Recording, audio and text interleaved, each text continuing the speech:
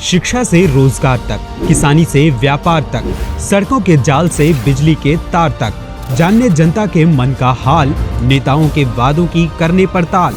लाए हैं हम एक ऐसा मंच जहां चुनाव पर जनता कहेगी अपनी हर एक बात। सी न्यूज़ भारत पर मतदाता कहिन के साथ। नमस्कार, मैं हूं अखिलेश पांडे और आप सभी दर्शकों का सी न्यूज़ भारत के खास प्रोग्राम मतदाता कहिन में हार्दिक स्वागत करता हूं। मतदाता कहिन के इस अंक में हम आपको ले चलते हैं प्रयागराज शहर। उत्तरी प्रयागराज के युवाओं की क्या है राय और कौन है उनकी पहली पसंद, आज जानेंगे इस रिपोर्ट में। भारतीय जनता पार्टी से युवाओं का टूट चुका है मन। कुछ मुद्दों पर सफल तो कुछ मुद्दों पर नाकाम नजर आ रही है भारतीय जनता पार्टी। आइए जानते हैं प्रयागराज जनपद से सी न्यूज़ संवाददाता आयुष श्रीवास्तव की यह खास रिपोर्ट, जो युवाओं से उन्होंने बातचीत की और जाना उनका मत कि वो किसे बनाएंगे प्रदेश का सीएम। नमस्कार, सादर प्रणाम। आज सी न्यूज़ भारत में आप सभी का बहुत बहुत स्वागत है। हमारे साथ आज सी न्यूज़ भारत की जो खास पेशकश चल रही है इस समय मतदाता कहिन में, आज हम लोग प्रयागराज के अल्लाहपुर स्थित लेबर चौराहा पर उपस्थित है, जहां पर हमारे साथ कुछ छात्र भी हैं और कई आम जनमानस भी है। इनसे हम जानेंगे कि जिस प्रकार से 2022 उत्तरी विधानसभा में क्या माहौल इस समय चल रहा है, और कई छात्र हमारे साथ मौजूद हैं, कई बुजुर्ग लोग भी हैं। हम इनसे जानते हैं किस प्रकार से यहाँ माहौल चल रहा है। तो जिस प्रकार से शहर उत्तरी विधानसभा बहुत बड़ी विधानसभा है, यहाँ से प्रत्याशी इस समय संदीप यादव भी हैं शहर उत्तरी से, सपा से, भाजपा से हर्षवर्धन वाजपेयी, कांग्रेस से अनुग्रह नारायण सिंह एवं कई अन्य प्रत्याशी। किसको चुनना चाहेंगे अपने इसको? देखिए, अभी तो जिस तरीके का माहौल चल रहा है, हमको लगता है कि उत्तरी विधानसभा में सपा की सीट जो है कि ज़्यादा दावेदारी दिखा रही है। और ऐसा संदीप यादव को चुनने का कोई एक कारण? क्योंकि ये गांव-गांव और फिर या फिर मोहल्ले में घूम रहे हैं। कम से कम अभी तक तो बीजेपी का ऐसा कोई प्रत्याशी हमारे उत्तरी विधानसभा में घूमता हुआ नहीं दिखा हमको।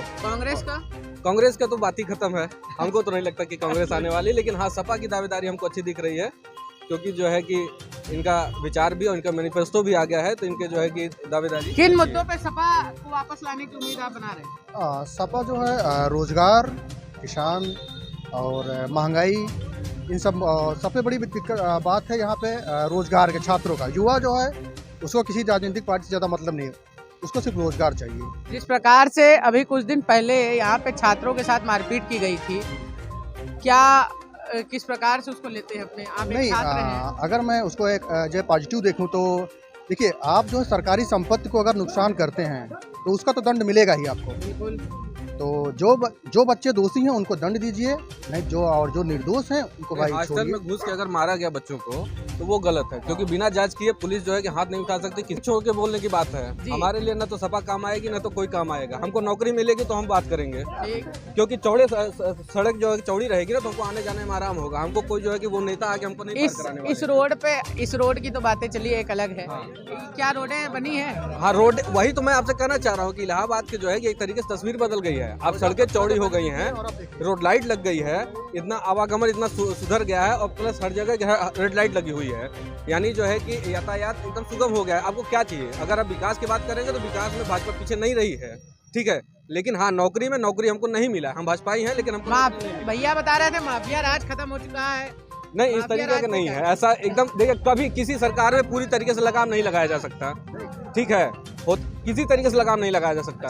क्या सपा के सरकार में गुंडाई कम थी क्या? इनके मुख्यमंत्री से ज्यादा गुंडा कोई हो ही नहीं सकता। बीजेपी मुख्यमंत्री जी तो कहते हैं कि हमें क्या नाम से धर्म के साथ साथ हमें अपनी रक्षा करने के लिए भी केवल हिंदू मुस्लिम कर रहे हैं। धर्म विकास तो दिख नहीं रहा है, बेरोजगारी दिख नहीं रही है, महंगाई दिख नहीं रही है।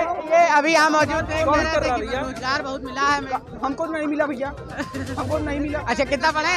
कौन? बीटीसी करके टेट क्वालिफाई है, बैठे हैं 5 साल से। 2017 का बीटीसी है। हम 5 साल में कोई भर्ती नहीं निकाला। 2 साल मान लीजिए हमारा बीटीसी खत्म हुआ 19 तक, इसके बाद क्या हुआ? कुछ नहीं, बैठे हैं, घर वालों का पैसा खत्म कर रहे हैं। भाजपा को किस तरीके से देखते हैं?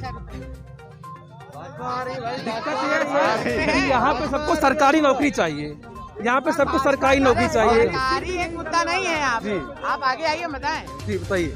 सरकारी एक इकलौता मुद्दा नहीं है जी। इनका कहना है कि रोजगार और कई मुद्दों पे भारतीय जनता पार्टी पूरी तरीके से फेल हो चुकी है। आप क्या कहना चाहेंगे? ये कहना कि पूरी तरीके से फेल रही है सही नहीं है। फेल रही थोड़ी बहुत, मतलब आधी फेल है। हाँ, ये तो है मतलब रोजगार 40 में 20 नंबर से फेल है, हाँ रोजगार में थोड़ा बहुत फेल है ये, पूरी तरीके से फेल नहीं कोई तरीके से फेल नहीं है। शहर उत्तरी विधानसभा में किसको देख रहे हैं?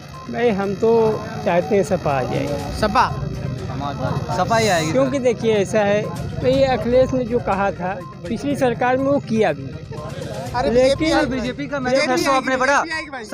बीजेपी ने ये कहा कि 2 करोड़ लोगों को हर साल नौकरी देंगे, लेकिन कई करोड़ की खा गई। जीएसटी अलग, लाइन लगा दी बैंकों में, लोग मर गए। तो ये सब तो हाल है। सड़क बनवा देने से और लाइट लगा देने से लोगों का पेट नहीं भर जाएगा। आप फैक्ट्री लगाओ, इंडस्ट्री। छात्र मैनिफेस्टो अर्थात संकल्प पत्र का इंतजार कर रहे थे और हमें संकल्प पत्र में बीजेपी से मिलता है कि महीने में 2 सिलेंडर देंगे, दीपावली और होली पे देंगे, वो पकौड़ा तलने के लिए देंगे। और अभी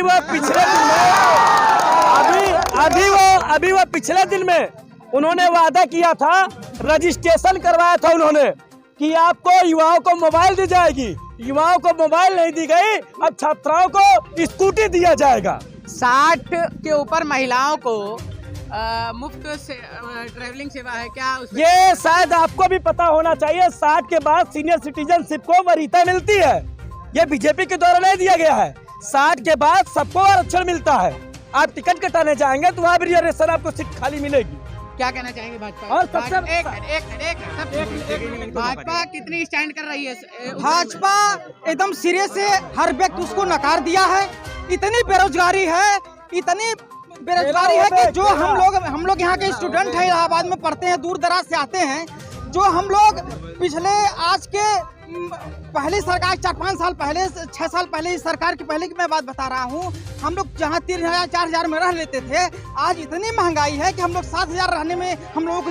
शहर उत्तरी विधानसभा में अभी आपने सुना यहाँ के छात्रों को, यहाँ के बुजुर्गों को, और मतदाता कहीं सी न्यूज़ भारत की खास पेशकश में बहुत इतना ही। अभी हम और विधानसभाओं की प्रत्याशियों के बारे में जानकारी लेंगे, उस क्षेत्र की जनता से जानेंगे। अभी तक के लिए इतना ही। कैमरामैन शिशिर गुप्ता के साथ आयुष श्रीवास्तव की रिपोर्ट। फिलहाल मतदाता कहिन के इस अंक में इतना ही। देश दुनिया की तमाम खबरों के लिए देखते रहें सी न्यूज़ भारत।